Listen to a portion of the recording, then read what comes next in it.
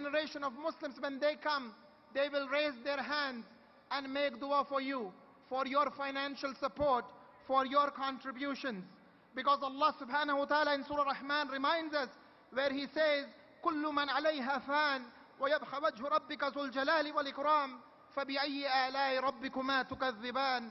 Whatsoever is on this earth will perish, and the face of your Lord, full of majesty and honor, will remain forever.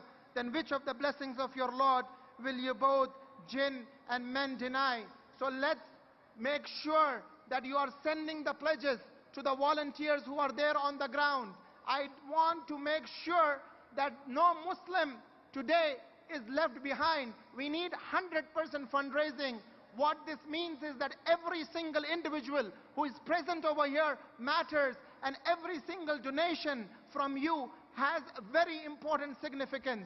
So do not leave without giving something to Islamic Society of North America. This is your organization. This is an organization that has been serving you tirelessly for last 48 years. Many individuals gave their life, their time, their money, their energy for this organization, and tonight we remember them and we make dua for them, and we ask Allah subhanahu wa ta'ala to bless them for their contributions and for their sacrifices. I will conclude with this very beautiful verse from the Holy Quran, but before that I would like to remind you that charity given freely in life when one has the need for it is superior to charity given at the approach of death. Abdullah ibn Mas'ud radiallahu anh said, a dirham spent charitably by any one of you while healthy and desirous of it surpasses 100 dirhams he wills away upon his death. وأنفقوا مما رزقناكم من قبل أن يأتي أحدكم الموت فيقول ربي لولا أخرتني إلى أجل قريب فصدق وأكن من الصالحين. Allah subhanahu wa ta'ala says, and spend in charity of that which we have provided you before death comes to one of you. And he says, my Lord, if only you would give me a respite for a little while, then I would give sadaqah from my wealth and be among the righteous. Today in the afternoon, when we had our community service recognition luncheon, the attendees wholeheartedly supported, and I want to see this repeated again in this tonight's event. And I want to sincerely urge you that before you leave, give your best. If Allah subhanahu wa ta'ala has bestowed a lot of wealth on you, give your best. But if you feel you can give only $100 or $250 or $500 or $1,000, please don't hold this money back. Smile, as Rasulullah sallallahu alaihi wasallam said, tabassumuka fi wajhi akhika sadaqa. Even a smile is a charity, and support the good work of Islamic Society of North America. Also, I want to make one last announcement.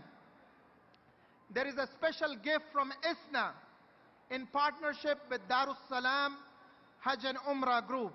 Every individual who will donate $1,000 and become the $1,000 club member, they will be eligible for their name to be drawn for an Umrah package.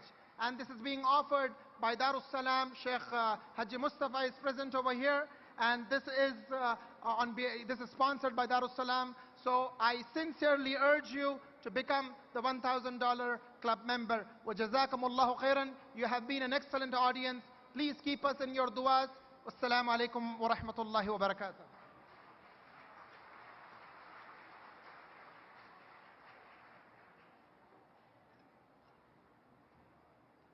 Thank you so much, Brother Azhar.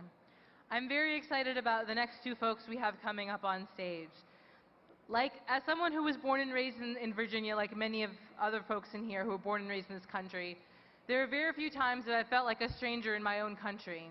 And one of them was a few months ago, when the congressional hearings started to cast doubt on our community. But subhanAllah, I was so honored to be a part of ISNA at that moment, and so honored that there were good people who were willing to stand up for our community. So I'm very excited about about our surprise guest that we have tonight. And I'd like to invite Imam Majid and Sheriff Baca to come to the stage and be honored by our community for all of your contributions.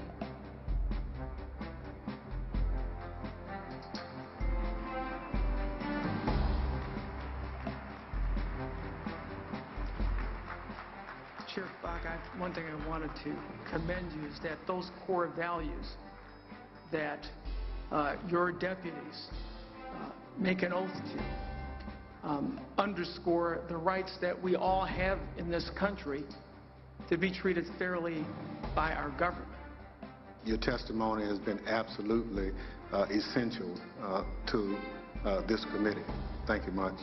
Sheriff Baca, I've always been, since I've known about you, impressed with your law enforcement career, especially the way that you handle things like law enforcement misconduct and the way that you try and bring people together to understand the role of law enforcement. And I was just thinking that, you know, the city of Chicago is looking for a police chief right now. And while we wouldn't try to steal you but we would like to clone you if we could and just bring you, because I think that you represent a level of law enforcement professionalism and understanding of what the role of law enforcement is that I've been looking for, searching for, and wanting to see ever since I've been involved in public life. And so I simply commend you for the way in which you have expressed yourself today and for the track record that you have developed. Since I've been given a Quran, I've been obligated to read it. And there's references to Mary, the mother of Jesus, in the Quran. There's references to Moses and Judaism. And according to the widespread belief of scholars of Islam, that you cannot be a Muslim unless you honor Judaism and Christianity. You cannot exclude those two faiths from the internal composition of what the Prophet was saying when this whole Quran became what it is. That, I think, is my biggest advice to the Muslim community in America, and it says get smarter on your own faith. Praying 5 times a day is a ritual that is important, but it is not Islam.